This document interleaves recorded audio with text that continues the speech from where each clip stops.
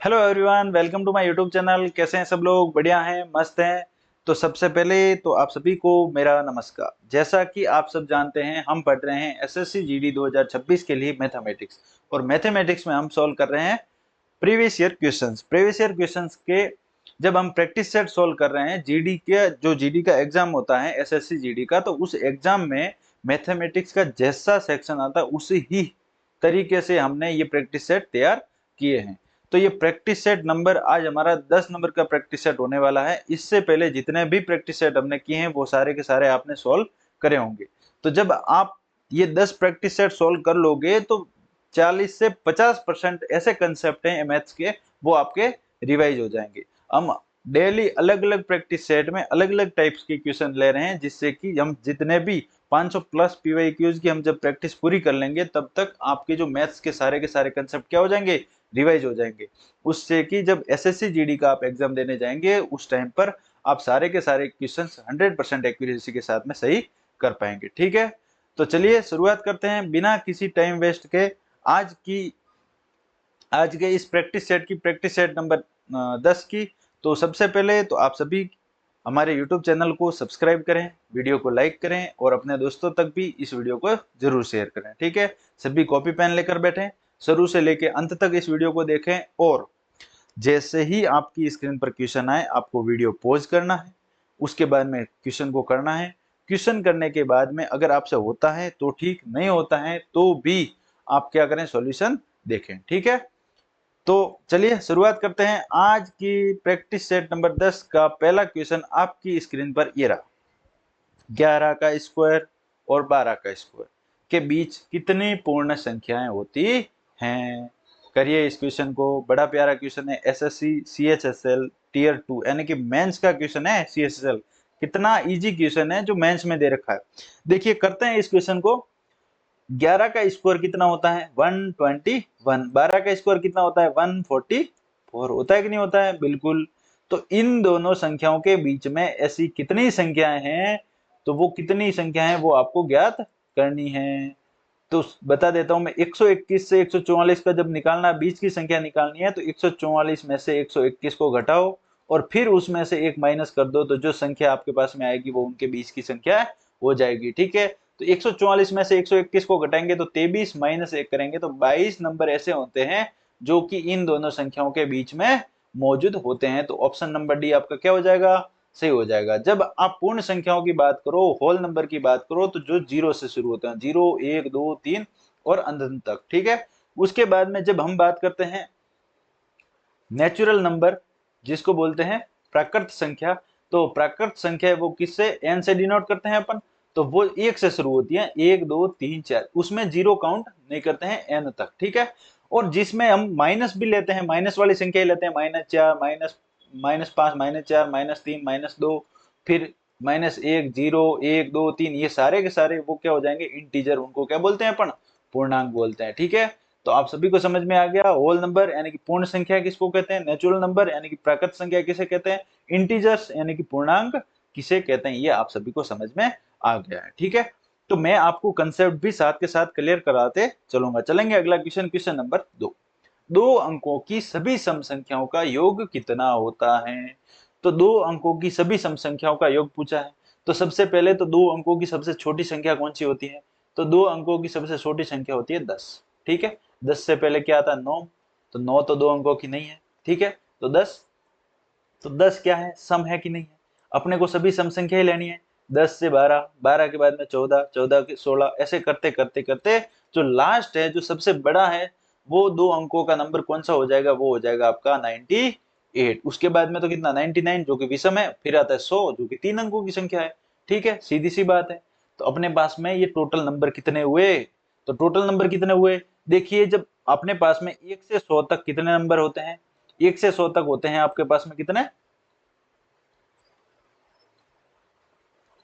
1 से 100 तक होते हैं 100 नंबर। ठीक है, जब 100 नंबर होते हैं उसमें से 50 तो सम होते हैं और 50 क्या होते हैं, विषम होते हैं। बिल्कुल होते हैं कि नहीं होते हैं, होते हैं। जब दो अंकों की संख्या की बात करें तो उसमें से 1 से 9 तक जितने नंबर है उनको निकाल देंगे अपन और 100 को भी माइनस कर देंगे। 100 3 अंक की संख्या है, तो दो अंकों की सम संख्या है। तो 1 से 9 तक कौन कौन सी सम संख्या आती है, 2 4 6 8, ये माइनस कर देंगे, और एक है जो 3 अंकों की संख्या है वो 100 है। तो ऐसी कितनी सम संख्या है, 1 2 3 4 5, यानी कि 5 सम संख्या है। 50 में से 5 को घटा देंगे, यानी कि 45 सम संख्या ऐसी है जो सिर्फ 2 अंकों की है। तो 5 कौन सी है, यानी कि 4 तो 1 अंक की है और एक 3 अंक वाली सम संख्या है, तो उसको उनमें से घटा देंगे तो आपके 45 है, जो कि 2 अंकों की सम संख्या आपके बचेगी। तो जो 2 अंकों की सम संख्या, उसका क्या करना है आपको, योग ज्ञात करना, उसका योग आपको ज्ञात करना है। उसका योग ज्ञात करने के लिए आपके पास में जो फॉर्मूला है वो मैं बता देता हूं। ठीक है, अब आपको पता चल गया कि टोटल नंबर कितने होते हैं, 2 अंकों की सम संख्या वो कितने होती है, 45। ठीक है, अब देखिए आपके पास में सम ज्ञात करने का फॉर्मूला है एस एन बराबर, जब इनका सम ज्ञात करेंगे तो n/2 गुणा a प्लस एल। एक तो ये होता है जिसमें कि आपको अंतिम अंक पता हो, लास्ट नंबर आपको पता हो। तो अगर लास्ट नंबर आपको पता नहीं है तो वह फॉर्मूला लगेगा n/2 2a प्लस n-1 गुणा d, ये आपके फॉर्मूला लगेगा। ठीक है, तो दोनों फॉर्मूलों को नोट कर दें, जिसमें लास्ट पद आपको पता हो और जिसमें लास्ट पद आपको पता नहीं हो। ठीक है, तो दोनों फॉर्मूले मैंने आपको बता दिए। अब आपको इसमें क्या है, इसमें पहला पद भी आपको पता है और लास्ट भी पता है, और कितने नंबर हैं वो भी आपको पता है। तो कितने हैं टोटल, तो संख्या कितनी है टोटल, वो है 45। ठीक है, संख्या 45 है, लास्ट है एल, एल का मतलब लास्ट पद है वो कितने हैं 98, लास्ट आपका 98 ही है, और ए है जो पहला पद है वो कितना है 10 है। ठीक है, आप सभी को पता है। अब आप अगर एल आपको नहीं पता ना तो एन और ए से भी काम चल सकता है, वो आप इससे निकाल सकते हैं।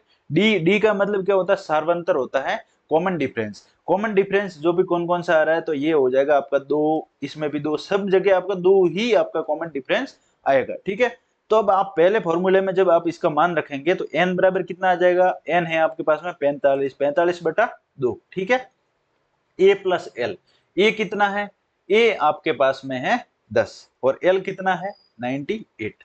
जब a इसको 2 से काटेंगे तो ये दोनों कट जाएंगे कितनी बार, ये 5 बार कटेगा, और इसको 98 को काटेंगे तो ये 49, 49 में 5 को जोड़ेंगे तो 54, यानी कि 45 गुणा 54 आया कि नहीं आया।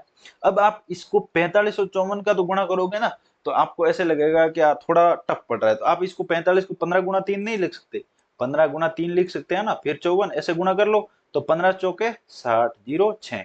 ठीक है, 15 पंजे 75 और 6 81, यानी कि 810 गुणा 3 बचा। अब 810 का 3 से गुणा करेंगे तो 81 को 3 से गुणा करते हैं तो आपको पता है ना 243 होता है, 243 होता है ना, तो 243 के पीछे 0 चिपका दो, 243 के पीछे 0 चिपकाओगे तो कितना आ जाएगा, 2430 आएगा कि नहीं आएगा। तो 2430 ऑप्शन नंबर सी आपका क्या हो जाएगा, आंसर हो जाएगा। ठीक है, ये मैंने फॉर्मूला लिखा फिर आपको सारा समझाया, इसलिए इतनी बड़ी कैलकुलेशन हो रही है। कैलकुलेशन देख के घबराना नहीं है, बिल्कुल आसान है। अगर आपको फॉर्मूला याद है ना तो वहां पर फॉर्मूला लिखने की भी जरूरत नहीं है, एग्जाम में फॉर्मूला लिखने की भी जरूरत नहीं है, न ही जो मैंने लिखा है वो सब लिखने की जरूरत है। आपको क्या करना है, सीधी सी बात है, जैसे ही आपको क्वेश्चन दिखे आपको सबसे पहले लिखना है फॉर्मूला। आपको पता है 2 अंकों की सम संख्या है, आपको पता है कितनी होती है 45/2, पहला कौन सा होता है 10, और अंतिम आपको पता है कौन सा 98। ठीक है, इन दोनों को जोड़ो, या फिर 2 से काट दो दोनों को, कितनी बार 5 बार, ये कटेगा 49 बार 54। तो जैसे ही 45 है इसको आप डायरेक्ट लिख दो ना, आप ऐसे 15 गुणा 3 गुणा 54 ऐसे, अब गुणा कर दो। जब गुणा करोगे तो 81, 810 गुणा 3 है, तो आप ये भी नहीं लिखो, डायरेक्ट 2430 लिख सकते हैं। ठीक है, तो ये चीजें आपको कैलकुलेशन सिर्फ समझाने के लिए, लेकिन जब आप एग्जाम में क्वेश्चन करोगे या फिर आप जब प्रैक्टिस करोगे ना इन क्वेश्चंस की, जब आप इन सब चीजों को लिखने की जरूरत नहीं है। जब आप लिखने की जैसे बिना लिखे आप प्रैक्टिस करेंगे ना फॉर्मूला वगैरह आप दिमाग में रख के, तो आपकी कैलकुलेशन ऑटोमेटिक अच्छी हो जाएगी। लोग बोलते हैं ना कि मैं बिना फॉर्मूले करवाता हूँ क्वेश्चन वगैरह, तो बिना फॉर्मूले क्वेश्चन हालांकि होते हैं, लेकिन सारे हो जाए ये जरूरी नहीं। सारे मतलब ऐसे कि मतलब जल्दी हो जाए बिना फॉर्मूले, ये जरूरी नहीं है। कोई कोई क्वेश्चन फॉर्मूले से ज्यादा जल्दी होते हैं, कोई कोई क्वेश्चन डायरेक्ट 100 मान के भी ज्यादा जल्दी होते हैं। ऐसा जरूरी नहीं है कि कोई कहता है कि बिना फॉर्मूले हम सारे क्वेश्चन कर देंगे, वो भी सही नहीं है। ठीक है, तो मैं आपको वो सारी चीजें बताऊंगा जिसमें आपका समय कम लगे। ठीक है, तो चलिए चलते हैं अगला क्वेश्चन, वो आप खुद करेंगे। 2 अंकों की सभी विषम संख्याओं का योग ज्ञात करना है, ये आप खुद स्वयं करें। पहले क्वेश्चन जो मैंने बताया उसके जैसा ही है, सेम टू सेम। तो इसको आप खुद करें, ठीक है। चलते हैं अगला क्वेश्चन, क्वेश्चन नंबर 4। एक अर्धगोले का व्यास 4 सेंटीमीटर है, लंबाई 3 सेंटीमीटर है और चौड़ाई, अच्छा सॉरी, एक अर्धगोले का व्यास 4 सेंटीमीटर लंबाई और 3 सेंटीमीटर चौड़ाई वाले आयत के विकर्ण के बराबर है। रेक्टेंगल, रेक्टेंगल का डायमीटर जो कि आपका विकर्ण होता है ना, डायगोनल, ठीक है ना। विकर्ण को क्या बोलते हैं इंग्लिश में? डायगोनल। जो आपके अर्धगोले का व्यास है, डायमीटर है, वो 4 सेंटीमीटर लंबाई के और 3 सेंटीमीटर चौड़ाई के आयत के विकर्ण के बराबर है। तो जब आप आयत बनाते हैं, एक मान लो हमने इधर आयत बना दिया, ठीक है, ये आपका हो गया रेक्टेंगल, ठीक है। अब इसने बोला 4 सेंटीमीटर लंबाई और 3 सेंटीमीटर चौड़ाई। जब 4 सेंटीमीटर लंबाई और 3 सेंटीमीटर चौड़ाई वाला आयत है, इसका ये विकर्ण हो गया, तो इस विकर्ण की लंबाई कितनी होगी? आयत का ये सारे कोण कितने 90 डिग्री के होते हैं, आप सभी को पता है, 3 4 है। पाइथागोरस प्रमेय से आप सभी को पता है 5 होता है। ट्रिपलेट भी आपको याद होना चाहिए, 3 4 5, ठीक है। तो जो आयत के जो विकर्ण है उसके बराबर क्या? अर्धगोले का व्यास है। तो अर्धगोले का व्यास कितना होता है? 2r। 2r बराबर कितना है? 5। तो r बराबर कितना हो जाएगा? 5/2 होगा कि नहीं होगा? बिल्कुल होगा। अब अर्धगोले का संपूर्ण पृष्ठीय क्षेत्रफल पूछा है। आपके पास में अगर एक गोला है, मान लो ये गोला है, ठीक है, गोला है, गोले को बीच में काटोगे बराबर भागों में तो 2 गोले बन जाएंगे कि नहीं बनेंगे? बीच में से काटोगे तो 2 गोले बन जाएंगे कि नहीं? 2 अर्धगोले बनेंगे कि नहीं बोलेंगे? तो 2 अर्धगोले में से आपको पूछा है कि अर्धगोले का संपूर्ण पृष्ठीय क्षेत्रफल। जब संपूर्ण पृष्ठीय क्षेत्रफल की बात करते हैं ना, तो मैं एक चीज बता दूं आपको, ये मान लो कि आपका अर्धगोला है, ठीक है, ये अर्धगोला हो गया, ठीक है, ये, तो ये जो आपका जो ऊपर का एरिया, ये सर्कल नहीं है, ये सर्कल है, और ये अर्धगोले का पूरा कर्व सरफेस एरिया।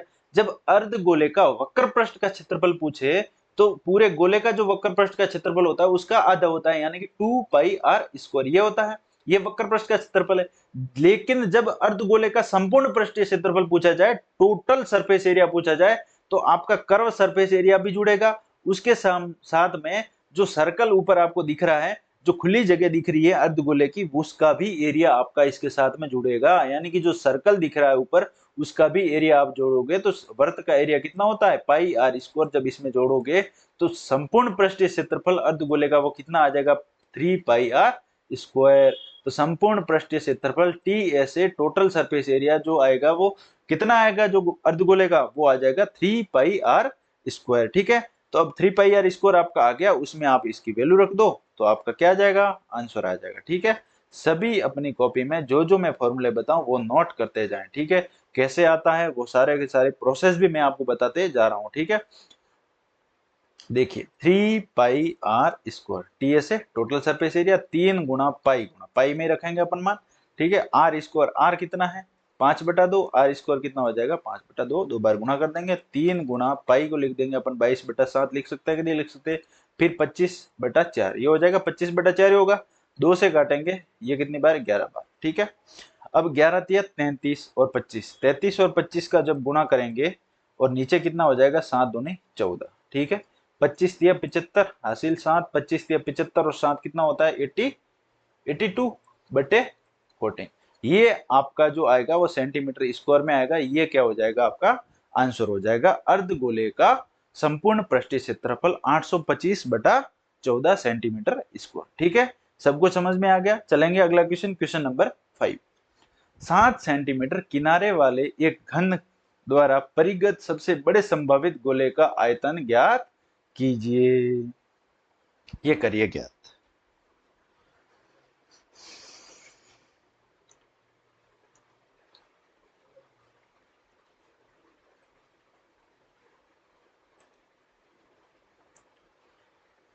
करिए आप, फिर मैं बताता हूं इसको ये कैसे है। देखिए, ये मान लो कि एक घन है, ठीक है, ये घन आपको दिखाई दे रहा है, इसके परिगत एक सर्कल है, क्या है? वर्त है। ये मान लो कि ऐसे। अब ये पहले मेरे को इसको बनाना पड़ेगा, फिर इसके अंदर रखना पड़ेगा गोले को। एक सेकेंड।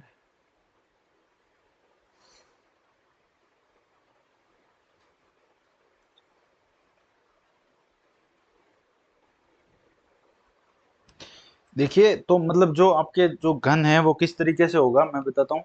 एक घन का किनारे वाला है ना, तो वो इस तरीके से दिखेगा। देखिए क्या बोला, 7 सेंटीमीटर किनारे वाले एक घन द्वारा परिगत सबसे बड़े संभावित गोले का आयतन ज्ञात करना है। घन का किनारा है वो कितने सेंटीमीटर का, 7 सेंटीमीटर का। ठीक है, तो उसका जो व्यास है वो कितना हो गया, इसका जो गोले का व्यास कितना हो गया, वो 7 सेंटीमीटर हो गया। तो गोले की त्रिज्या कितनी हो जाएगी, आर बराबर 7/2 सेंटीमीटर होगी कि नहीं होगी, तो 7/2 सेंटीमीटर। अब क्या करना है, गोले का आयतन ज्ञात करना है। अब तो आप कर सकते हैं बिल्कुल, कैसे करेंगे, गोले का आयतन क्या होता है, तो गोले का आयतन वॉल्यूम बराबर होता है 4/3 गुणा पाई आर क्यूब, 22/7 और पाई आर क्यूब मतलब 7/2 गुणा 7/2 गुणा 7/2 आप कर सकते हैं। 7 से 7 एक बार कैंसिल आउट कर देंगे, 2 2 ये 4 से 4 कट गया, इस 2 से ये 11 बार। ठीक है, तो ये 7 गुणा 7 कितना होता है 49, और 49 को 11 से गुणा करना है, 3 से भाग देना है। कितनी बार जाएगा, कितनी बार जाएगा, देखिए 490 प्लस 49 है कि नहीं है, यही तो है।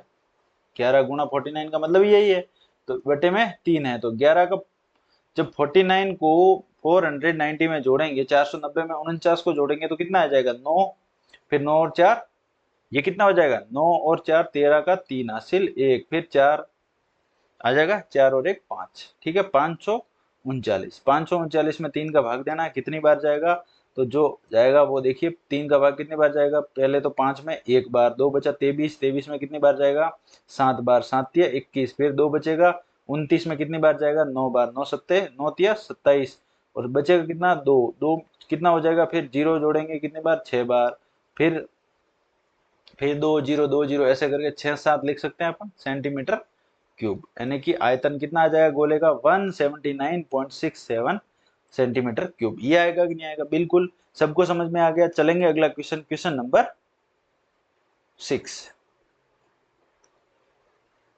करिए इस क्वेश्चन को। दो कर्मचारियों की आय का अनुपात दे रखा है और उनके व्यय का अनुपात दे रखा है, उनमें से प्रत्येक 4800 रुपए 4800 रुपए प्रति माह बचत करता है, तो उनकी मासिक आय का योग ज्ञात कीजिए। एसएससी सीजीएल मेंस का क्वेश्चन है 2023 का, बहुत प्यारा क्वेश्चन है। आपको ऐसे एसएससी सीजीएल मेंस देख के घबराना नहीं है, बिल्कुल जीडी में भी इस तरीके के क्वेश्चन पूछे गए हैं, ठीक है ना। मैं अगले प्रैक्टिस सेट में जीडी में भी पूछे गए इस तरीके के क्वेश्चन मैं आपको बता दूंगा, ठीक है। देखिए आपको इनकम का दे रखा हो ना रेशियो, क्या करना, सीधी सी बात है, जब दो कर्मचारी है मान लो ए और बी है, उनके इनकम का रेशियो दे रखा हो 7/4 और उनके एक्सपेंडिचर का रेशियो दे रखा हो कितना, दे रखा हो 3/1, और आपको दे रखा हो उनकी बचत दे रखी है कि 4800 दोनों कर रहे हैं, तो आपको जब उनका मान निकालना है तो सबसे पहले क्या करना है, आप उनका यूनिट जो है क्रॉस मल्टीप्लिकेशन कीजिए। क्या कीजिए, क्रॉस मल्टीप्लिकेशन। जब क्रॉस मल्टीप्लिकेशन करेंगे 4 गुणा 3 कितना होता है 12, 12 में 7 गुणा 1 कितना होता है 1, तो 12 में से 7 को घटाएंगे तो कितना आएगा, 12 में से 7 को घटाएंगे तो 5 आएगा कि नहीं आएगा, तो 5 बराबर जो आएगा वो कितना आएगा, 4800 का 3 से गुणा, 4800 का 2 से गुणा, यानी कि 4800 का दुगुना, दुगुना ही तो आएगा। जब 3 करेंगे, देखिए 3 से गुणा करेंगे और फिर 1 से करेंगे, उसमें से माइनस करेंगे, ऐसे 4800 को 3 से गुणा करो, फिर 4800 का 1 से गुणा करो, जब माइनस करेंगे तो 9600, यही आएगा कि नहीं आएगा, बिल्कुल आएगा। तो एक यूनिट की वैल्यू कितनी आएगी 9600/5, ये आई। अब क्या पूछा है, तो उनकी मासिक आय का योग ज्ञात करना। एक यूनिट की वैल्यू आपको पता चल गई है, मासिक आय मासिक इनकम, इनकम का योग आपको ज्ञात करना है, वो कितना आ जाएगा, वो आ जाएगा 7 और 4 कितना है 11, 11 का इसमें मल्टीप्लाई कर देंगे तो 11 यूनिट की वैल्यू आएगी कि नहीं आएगी, 9600/5 गुणा 11, ये क्या आ जाएगा आपका आंसर आ जाएगा। करते हैं कैलकुलेशन, कितना आता है 19 पंजे कितना होता है 95, होता कि नहीं होता, 19 बार जाएगा, 19 बार जाएगा 95, फिर बचा कितना एक, तो उसके बाद में कितना जीरो, 2 बार जाएगा और उसके बाद जीरो गुणा 11, इसका 11 मल्टीप्लाई करेंगे, जीरो 11 दूनी 22 हासिल 2, 11 नब्बे 99 में 2 जोड़ेंगे तो 101 आएगा एक, फिर हासिल कितने बचे 10, 11 और 10 कितना होता है 21, 21,120 आपका क्या आ जाएगा आंसर आ जाएगा। सबको समझ में आ गया, ये एक तरीका है इस क्वेश्चन को करने का। अगर इसको आप बेसिक से करेंगे तो बहुत समय लग जाएगा, इसलिए मैंने बेसिक्स नहीं बताया, आपको ऐसे ही करना है। इस तरीके के क्वेश्चन आए, आपको इनकम का रेशियो दे रखा हो, एक्सपेंडिचर का दे रखा हो, सेविंग ज्ञात करनी हो, तो इस तरीके से आप कर सकते हैं, ठीक है। चलेंगे अगला क्वेश्चन, क्वेश्चन नंबर 7। दो मिश्र धातुओं में एल्यूमिनियम और जिंक का अनुपात दे रखा है 5-6 और 3-5। यदि पहली मिश्र धातु 242 केजी है तो दूसरी मिश्र धातु 144 केजी है, आपस में उन दोनों को मिलाया जाता है, तो नई मिश्र धातु में एल्यूमिनियम और जिंक का अनुपात क्या है।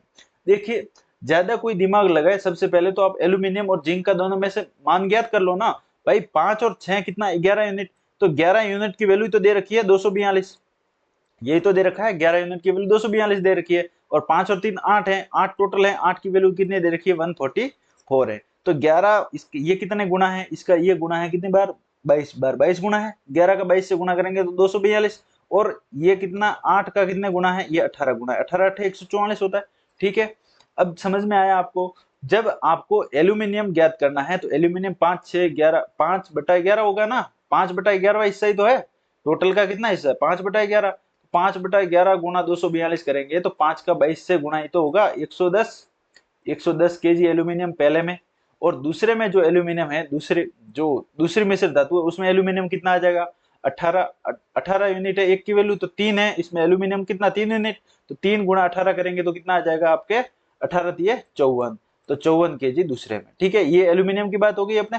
अब देखते हैं जिंक, जिंक कितना है, तो जिंक पहले में 6 यूनिट, 6 यूनिट है, कितने पे 6/11 करेंगे तो वही 6 का 22 से गुना करेंगे तो कितना 132 केजी, 132 केजी प्लस जो दूसरी मिश्र धातु 144 कितना 18 गुना था, तो 18 पंजे 90, 132 प्लस 90, तो ये टोटल कितना हो गया, ये हो गया 222, और ये टोटल कितना हो गया 110 और 54, ये कितना हो जाएगा 164। जब इन दोनों का रेशियो लेंगे, एल्यूमिनियम और जिंक का रेशियो लेंगे तो कितना आ जाएगा, 2 से कट रहा है कितनी बार 82/111, और किसी से कट रहा है अब ये नहीं कट रहा, तो क्या हो जाएगा 82/111, जो अपना क्या आ जाएगा आंसर आ जाएगा ऑप्शन नंबर बी। आया सबको समझ में। अगर आपको और ज्यादा दिमाग मतलब नहीं लगाना, इतना दिमाग भी आप कह रहे हो डायरेक्ट ही बता दो आप, तो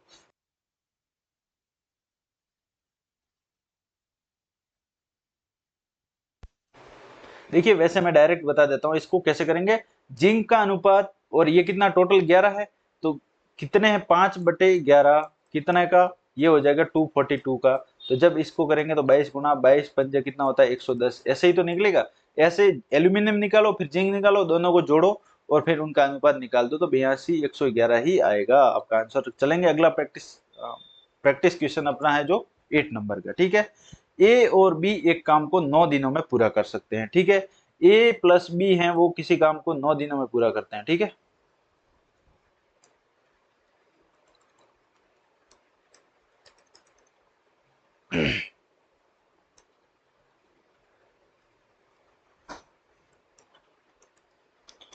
एक मिनट।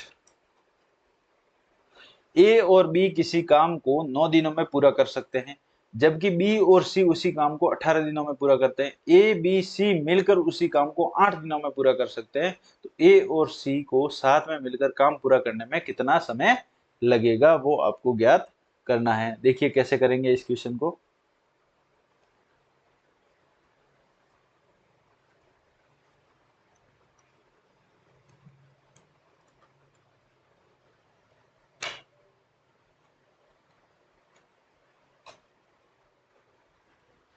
करते हैं इस क्वेश्चन को। देखिए, ए प्लस बी किसी काम को कितने 9 दिनों में करते हैं, और क्या दे रखा बी प्लस सी उसी काम को 18 दिनों में करते हैं, और ए प्लस बी प्लस सी तीनों मिलकर उसी काम को 8 दिनों में करते हैं, तो उसकी एफिशिएंसी ज्ञात करते हैं, कार्य क्षमता। तो कार्य क्षमता ऐसी संख्या आपने को निकालनी है जिसमें 8 का 18 का और 9 का तीनों का भाग चला जाए, कौन सी है 72, उससे छोटी कोई संख्या है नहीं है। कितने गुना 8 बार जाएगा कि नहीं जाएगा, 18 कितनी बार जाएगा 4 बार, 18 चौक 72, और 8 का कितनी बार 9 बार। ठीक है, अब इनकी कार्य क्षमता आ गई। ए प्लस बी की साथ में कितनी 8 है, तो ए प्लस बी की 8 है, तो सी की कितनी हो जाएगी, सी की 1 यूनिट होगी कि नहीं होगी। ए प्लस बी प्लस सी जब 9 है और ए बी की कार्य क्षमता 8 है, तो सी की ऑब्वियसली 1 आएगी, सीधी सी बात है। अब आपने को ए प्लस सी पूछा है ना, तो ए की भी कार्य क्षमता निकालनी है। सबसे पहले ए की निकालने के लिए आपको बी की निकालनी पड़ेगी और बी की इसमें से घटानी पड़ेगी। जब सी 1 है और ए बी प्लस सी की कार्य क्षमता वो 4 है, तो बी की कितनी हो जाएगी, तो बी की जब बी प्लस सी की कार्य क्षमता कितनी है 4 है, और सी की अपने को पता चला 1 है, तो बी बराबर कितनी 4 में से 1 घटा देंगे 3 आएगा कि नहीं आएगा। जब बी की कार्य क्षमता 3 है और आपको ए प्लस बी की कार्य क्षमता दे रखी 8 है, तो बी की 3 है, तो ए की कितनी हो जाएगी, 5 होगी कि नहीं होगी। तो ए प्लस सी, अब देखिए आप, मैं पहले यहां से इसको हटा देता हूं,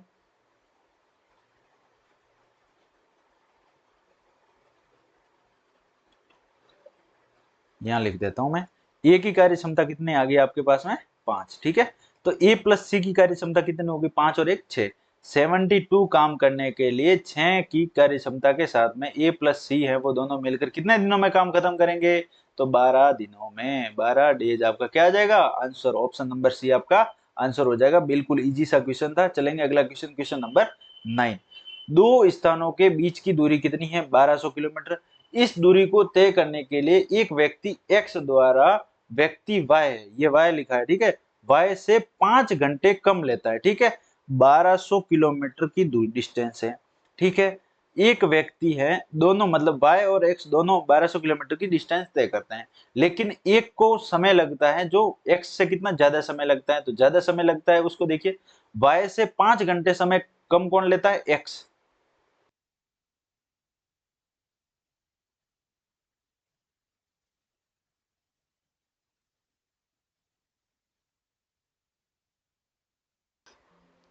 देखिए वो वॉइस चली गई थी इसलिए थोड़ा डिस्टर्ब हो रहा है आपको। क्या दे रखा है कि दो स्थानों के बीच की दूरी 1200 किलोमीटर है। इस दूरी को तय करने के लिए एक व्यक्ति x है जो y से 5 घंटे कम समय लेता है, ठीक है। तो जब x है y से 5 घंटे समय कम लेता है, जैसे कि y को t समय लगता है, तो जो x है उसको t माइनस 5 यानी कि समय कम लगता है ना। अच्छा, x को y से 5 घंटे कम समय लगता है, तो कम समय लगता है लेन लगता है तो उसकी जो क्या बोलते हैं स्पीड ज्यादा होगी। कम समय में अगर वो दूरी तय कर रहा है तो उसकी स्पीड ज्यादा होगी, तो उसको पहले लिख लेते हैं। स्पीड इसकी ज्यादा कम होगी, यानी कि जिसको टी समय लगता है, ज्यादा समय लगता है, तो उसकी स्पीड कम होगी। तो उन दोनों की स्पीड का जो डिफरेंस है वो औसत गति है जो एक्स की तुलना में 40 किलोमीटर प्रति घंटा कम है। तो बराबर में 40 लिख लेंगे, तो 40 किलोमीटर प्रति घंटा आपका जो क्या आ जाएगा, इन दोनों की जो स्पीड का क्या आ जाएगा, डिफरेंस आ जाएगा, ठीक है। तो जब अपने को आपको टाइम निकालना है, तो अगर आप इसको सोल्व करें, इस इक्वेशन को आप सोल्व करें, तो आपको तो घंटों लग जाएंगे। आपको इस इक्वेशन को सोल्व नहीं करना है, क्या करना है, डायरेक्ट ऑप्शन उठाओ, ऑप्शन से करना है। सबसे पहले इजी से इजी ऑप्शन को उठाते हैं, 15। 15 आपको दिख रहा है कि 15 में 5 जोड़ोगे तो 10 20 होता है, 5 घटाओगे तो 10 होता है, ठीक है। तो 15 टी की जगह 15 लगते हैं, तो 1200 बटे 15 माइनस 5 हो गए तो 10, ठीक है। कितना आ जाएगा, 120 माइनस, अगर इसकी जगह रखेंगे 15, तो 15 से कितनी बार कटेगा, ये कटेगा 80 बार, है ना। 15 अट्ठे 120 होता है ना, तो कितना आ जाएगा 80। 120 में से 80 40 किलोमीटर प्रति घंटा बिल्कुल सेटिस्फाई हो रहा है, और दूसरा कोई ऑप्शन नहीं होगा जो सेटिस्फाई करेगा, ठीक है। तो 15 घंटे का समय लगेगा। सबको समझ में आ गया। चलेंगे अगला क्वेश्चन, क्वेश्चन नंबर 10। एक नाविक धारा के विपरीत दिशा में 2 घंटे में 6 किलोमीटर जाता है। तो धारा के विपरीत दिशा में यानी कि अप स्ट्रीम, विपरीत दिशा में यू को यू से डिनोट करते हैं, अप स्ट्रीम जब 6 किलोमीटर 2 घंटे में तय करता है, तो उसकी डिस्टेंस कितनी हो जाएगा, 3 किलोमीटर प्रति घंटा। उसकी रफ्तार कितनी हो जाएगी, 3 किलोमीटर प्रति घंटा। और अब बात करते हैं, ये तो अप स्ट्रीम हो गई, अब बात करें डाउन स्ट्रीम धारा की दिशा में। अब धारा की दिशा में 7.5 मिनट में 1.5 किलोमीटर, ध्यान देना इस बात को, 7.5 मिनट में 1.5 किलोमीटर, तो 15 मिनट में कितने होगी, डबल करना है सीधा, 3 किलोमीटर। और 15 मिनट में 3 किलोमीटर, अगर 15 का 4 से गुणा करें तो कितना होता है, 1500 के 60 यानी कि 1 घंटा। 1 घंटे में कितनी डिस्टेंस होगी, तो 4 से इसको भी गुणा कर देंगे तो 12 किलोमीटर होगी कि नहीं होगी। तो जब 1 घंटे में 12 किलोमीटर जाता है, तो उसकी स्पीड कितनी आ गई, अब जो डाउन स्ट्रीम आएगी वो 12 किलोमीटर प्रति घंटा आएगी कि नहीं आएगी, बिल्कुल आएगी। तो कितनी हो जाएगी डाउन स्ट्रीम, 12 किलोमीटर प्रति घंटा आपकी इनकी जो डाउन स्ट्रीम यानी कि धारा की दिशा में चाल रफ्तार आ जाएगी। सबको समझ में आ गया, ठीक है।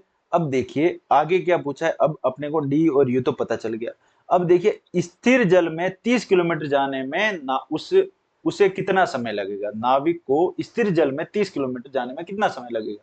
तो स्थिर जल में नाव की चाल, जो नाव की चाल होगी वही नाविक की चाल होगी।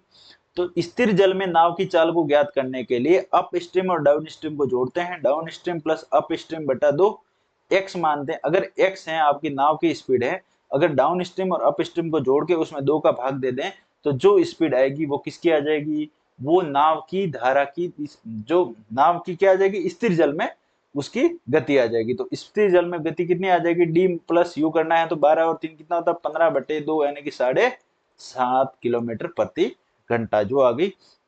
अब आपको कितना 30 किलोमीटर धारा की स्थिर जल में 30 किलोमीटर जाने में उसे कितना समय लगेगा, तो 30 किलोमीटर 7.5 की रफ्तार से, स्थिर जल में 7.5 की स्पीड है, तो 7.5 की रफ्तार से पॉइंट हटाओ 0, 75 से कितनी बार कटता है 150, ये 4 बार कटेगा, 4 से कटेगा ना, 75 75 150 150 150 300 यानी कि 4 बार, यानी कि 4 घंटे क्या आ गया आपका आंसर आ गया, जो कि ऑप्शन नंबर डी है। सबको समझ में आया? अगर नहीं समझ में आया है ये कंसेप्ट, तो मैं आपको इस पे पूरा कंप्लीट वीडियो में लेकर आऊंगा, तो आप मेरे को एक बार कमेंट सेक्शन में जरूर बताएं, जिससे कि मेरे को पता लगे कि आपको ये कंसेप्ट समझना है, तो मैं इस पे एक कंप्लीट वीडियो लेकर आ जाऊंगा। चलेंगे 11वां क्वेश्चन है आपकी स्क्रीन पर। एक व्यक्ति अपने वेतन का 72% खर्च करता है, 72% खर्च करता है, 100% उसका टोटल वेतन होता है, मान लो 72 खर्च करता है, तो बचाएगा कितना 28%। जब 28% बचाता है तो उसने पूरा प्रति महीने 5740 की बचत करता है, तो 28% की वैल्यू ही 28% का मान ही कितना है 5740 है, तो 100% का मान कितना हो जाएगा उसके, 100% का मान कितना हो जाएगा 5740 बटा 28 गुणा 100, 28 गुणा 100, 28 से काटेंगे कितनी बार, ये मान लो कटेगा ऐसे, सॉरी इसको मतलब इसको काटो, 28 से कितने बार 2 बार, ठीक है, कितने बार 56, बचेगा कितना 1, फिर 4, बचा कि नहीं बचा, फिर 4 के पास 0 जोड़ोगे तो इसके पास भी 0 आ जाएगा, ठीक है। तो ये आ गया 140 में 28 का कितनी बार जाता है 5 बार, तो 5 बार इसका जाता है, तो ये आ गया 5, 205 गुणा 100, तो 205 गुणा 100 कितना हो जाएगा, डबल 0 आएगा कि नहीं आएगा इसके पीछे, तो 20,500 इसका क्या आ गया कुल वेतन आ गया। अब उसके वार्षिक वेतन का 10% कितना होगा, उसके वार्षिक वेतन का आपको क्या निकालना है 10%, तो 10% कितना होगा, तो 0 हटा देंगे तो 2050 रुपए क्या हो जाएगा उसका वार्षिक वेतन का 10% होगा। तो ये 1 0 इसमें नहीं है, ये ज्यादा जुड़ गया है सब में, तो ये वार्षिक वेतन तो 20,500 आता, लेकिन 2050 क्या है इसका वार्षिक वेतन का 10% अपने को निकालना था, इसलिए जो 2050 ही आपका आंसर होगा। चलेंगे अगला क्वेश्चन, क्वेश्चन नंबर 12। दो उम्मीदवारों के बीच में एक चुनाव होता है, एक को कुल 60% मान्य मत प्राप्त होते हैं, 90% मत मान्य थे, यदि कुल मतों की संख्या 12,000 थी तो उस उम्मीदवार को कितने मान्य मत प्राप्त हुए हैं, ठीक है। 100% मत हैं वो कितने हैं 12,000, टोटल मत कितने हैं 12,000, ठीक है। उसमें से 10% इनवैलिड हुए, यानी कि 90% वोट बचे, तो 90% 12,000 में से 10% घटा देंगे तो कितना हो जाएगा, 1200 को घटाना है, तो 1200 को घटाएंगे तो 10,800 बचे, 90% कितना है 10,800। अब 90% जो वैलिड वोट है 90% का 60% मिला एक को, और तो दूसरे को कितना मिलेगा 40%। तो अब क्या बोला है कि दूसरे उम्मीदवार को कितना वोट मिलेंगे, जब एक को 60 मिलेगा तो दूसरे को 40% मिलेगा, ऑटोमेटिक सबको पता है, सबको समझ में आ रहा है ना ये, तो कि भाई एक को 60% तो दूसरे को 40%, तो 40% की वैल्यू तो आपको ज्ञात करनी है, यानी कि 40 बटा 100, 2 जीरो से 2 जीरो, 1 जीरो से 1 जीरो कट गया, 4 से गुणा करेंगे 0, 8 चौक 32 हासिल 3, फिर 3 जोड़ देंगे फिर कितना आ जाए 4, यानी कि 4320 आपका क्या आ जाएगा, जो दूसरा उम्मीदवार है उसको मत प्राप्त, जितने मान्य मत कितने प्राप्त हुए वो आपके आ जाएंगे, आपको मान्य मत ही पूछा है, तो मान्य मत कितने आ जाएंगे 4320, यानी कि 4320 आपका आंसर आ जाएगा। चलेंगे अगला क्वेश्चन, क्वेश्चन नंबर 30। एक दुकानदार ने अपना माल अंकित मूल्य से आधे दाम पर बेचा। बहुत प्यारा क्वेश्चन है, बहुत कैलकुलेटिव क्वेश्चन है, क्योंकि एसएससी सीएसएल मेंस का क्वेश्चन है, कैलकुलेशन ही है। बाकी इस क्वेश्चन में इतना ज्यादा कोई ऐसा है नहीं कि डरने की बात नहीं है। देखिए, एक दुकानदार अपना माल अंकित मूल्य के आधे, अंकित मूल्य अपन 100 मान लेते हैं, 100 अंकित मूल्य है, उसके आधे यानी कि 50 में बेचा, तो उसको 17% की हानि होती है। मान लो 100% उसका क्या है सीपी क्रय मूल्य है, अगर 17% की हानि होती है तो 87% का मान ही तो है ये, जो आपका 50 है वो किसका मान है 87 का, तो 87 का 50 है, तो 100% कितना आ जाएगा, जो क्रय मूल्य कितना आ जाएगा 50 बटे 87 गुणा 100 आएगा कि नहीं आएगा।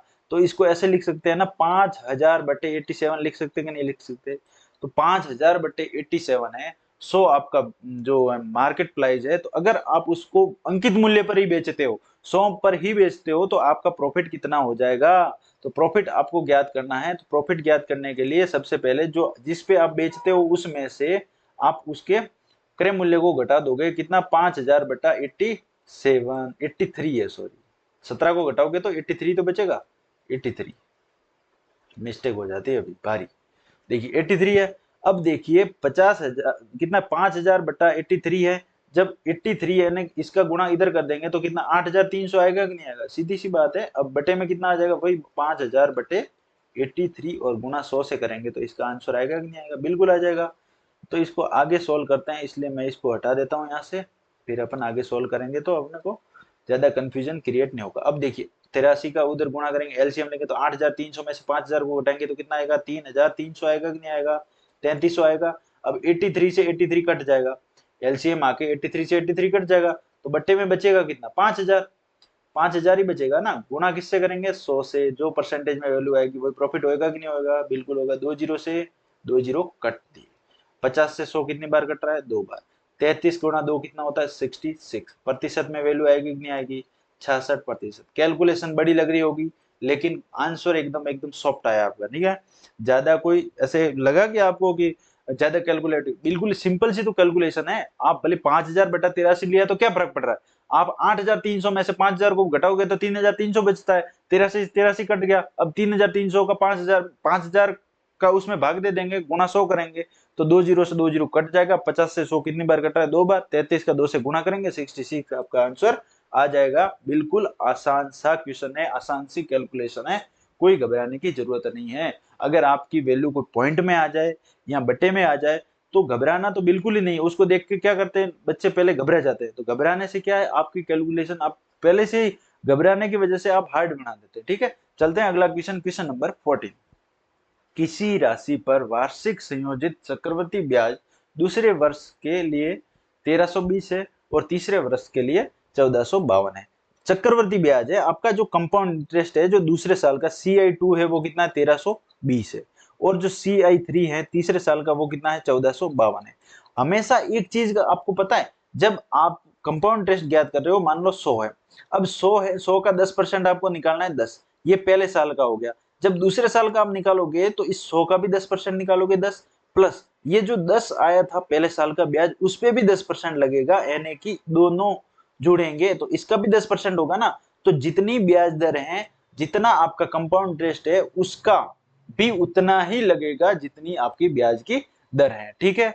ये तो समझ में आ गया आपको। तो जब आप 1320 है वो बढ़कर 1452 हुआ है तो बढ़ा कितना है, बढ़ा कितना है, तो आपको पता कितना बढ़ा है, ये बढ़ा है 1320 से 1452, ये बढ़ा 80, 80 प्लस 52 करेंगे कितना, 132। तो बढ़ा कितना है, प्लस 132। किस पे, 1320 पे 132 प्लस हुआ है। तो समझ आ रहा है आपको कितनी बार, 1/10, 1/10 यानी कि 10% क्या है, रेट ऑफ इंटरेस्ट, दर है। ब्याज की दर कितनी है, 10%।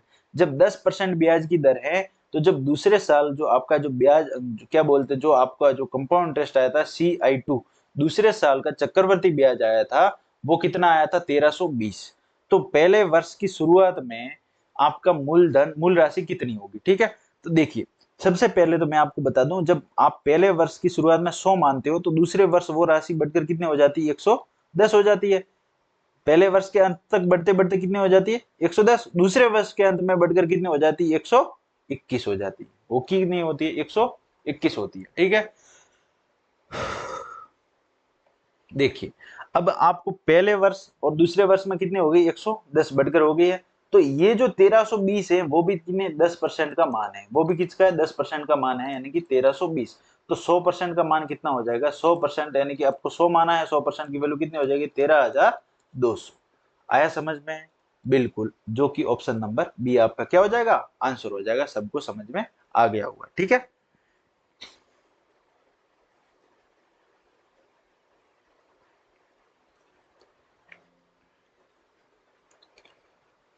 अब देखिए अगला क्वेश्चन है अपना 15 नंबर का क्वेश्चन। 10 संख्याओं का औसत कितना है, 42।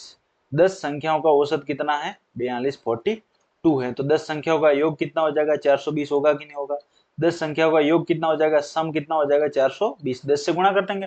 अब देखिए प्रत्येक संख्या में 5 5 की वृद्धि की जाए, तो अगर प्रत्येक संख्या में 5 की वृद्धि की जाती है तो उसका जो एवरेज है वो भी 5 बढ़ जाएगा।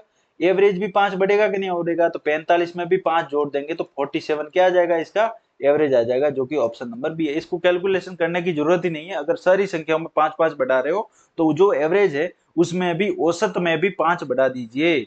ठीक है, चलते हैं अगला क्वेश्चन, क्वेश्चन नंबर 16। अगर एक कक्षा के 30 छात्रों की औसत आयु 12 वर्ष है, 30 छात्रों की औसत आयु कितनी है, 12 वर्ष, तो उनमें से 5 छात्रों की समूह का औसत आयु है वो कितनी है, 10 वर्ष। तो 5 छात्रों की समूह की औसत आयु 10 वर्ष है, तो टोटल आयु कितनी हो जाएगी, 50 होगी कि नहीं होगी, बिल्कुल। अब जो 5 छात्रों का एक और समूह है उनकी कितनी है, 14 वर्ष, तो उनकी 14 वर्ष है, तो उन समूह के पूरा योग कितना हो जाएगा, 70 वर्ष होगा, 14 पंजे 70, तो 70 वर्ष, ये 50 वर्ष, ये 30 गुणा 12 करके इसमें से घटा सकते हैं, नहीं घटा सकते तो घटा देंगे, कितना आ जाएगा, 30 गुणा 12, 12 36, यानी कि 360 वर्ष आएगा कि नहीं आएगा ये। अगर 360 है, 360 में से 70 को घटा देंगे तो बचेगा कितना, अपना 290 बचेगा कि नहीं बचेगा।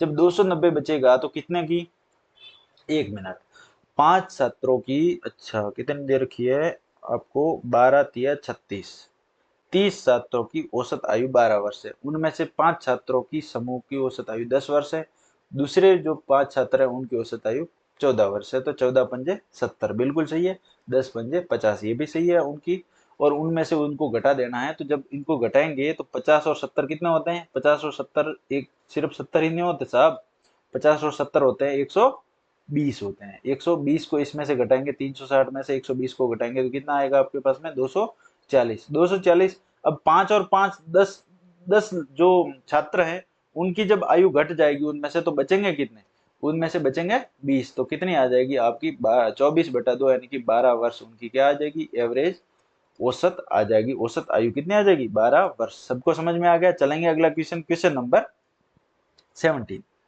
निम्नलिखित आंकड़ों की माध्यिका ज्ञात करनी है। जब आपको माध्यिका ज्ञात करनी होती है तो क्या करते हैं, सबसे पहले सीक्वेंस में लिखेंगे, आरोही क्रम में, बढ़ते हुए क्रम में जो नंबर है उनको लिखेंगे, जो आपको नंबर दे रखे हैं। देखिए सबसे पहले कौन सी सबसे छोटी संख्या, 15, उसके बाद में, नहीं सबसे छोटी कौन सी है, 10, 10 के बाद में 15, 15 के बाद में 18 है कि नहीं, 18, उसके बाद में कौन सी है, 20, 20 के बाद में 21, 21 के बाद में 25, 25 के बाद में 28, 28 के बाद में 28 के बाद में और कौन सी दिख रही है आपको, 30, 30 के बाद में 35, और कोई संख्या कोई बच रही नहीं, बच रही। देखिए कैसे, 1 2 3 4 5 6 और 3 9, ठीक है, 1 2 3 4 5 6 7 8 9, 9 हो गई, पूरी कंप्लीट नंबर आ गए आपके।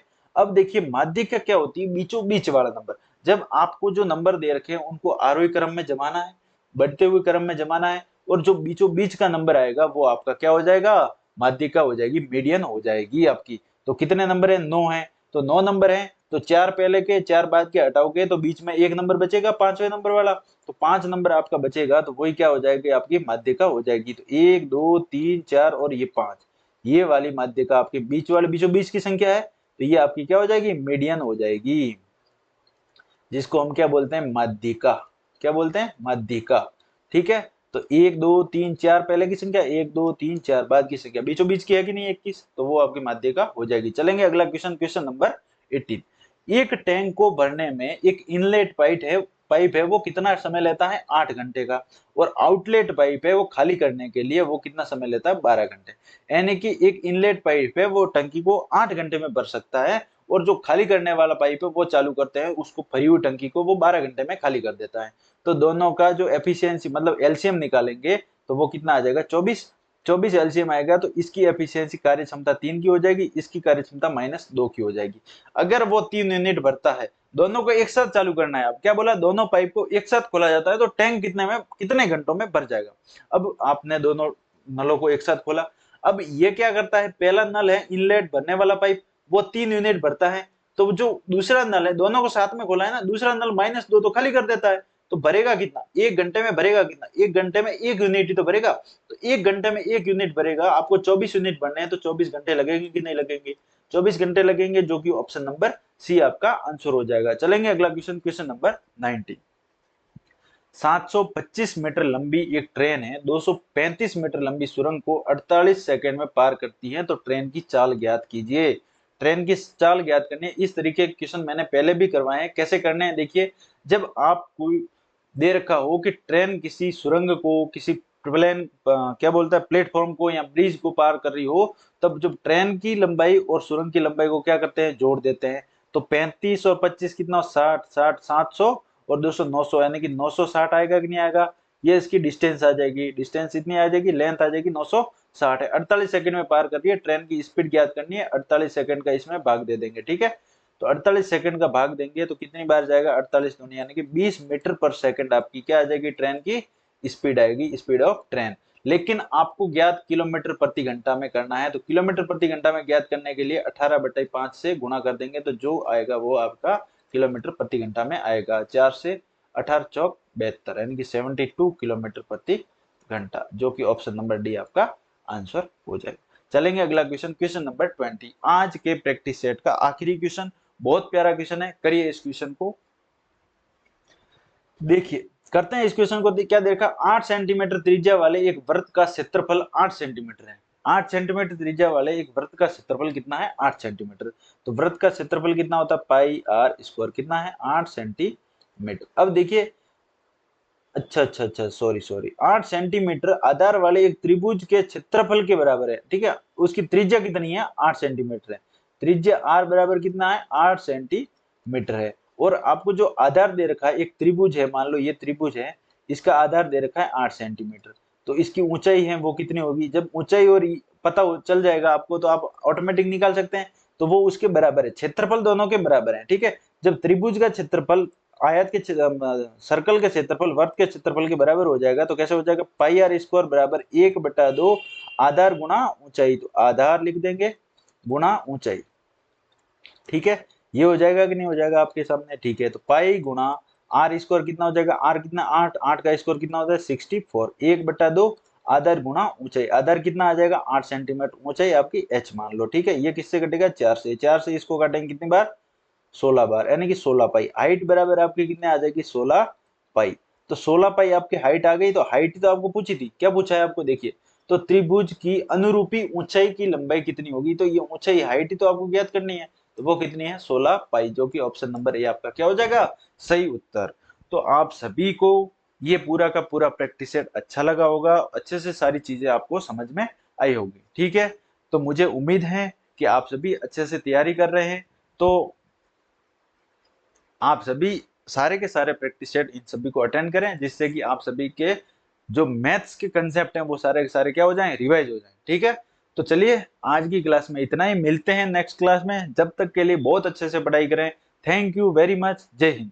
इस क्लास की आपको पीडीएफ चाहिए तो पीडीएफ आपको हमारे टेलीग्राम चैनल पर मिल जाएगी। टेलीग्राम चैनल का लिंक अपने डिस्क्रिप्शन में दे रखा है, ठीक है। थैंक यू वेरी मच, जय हिंद।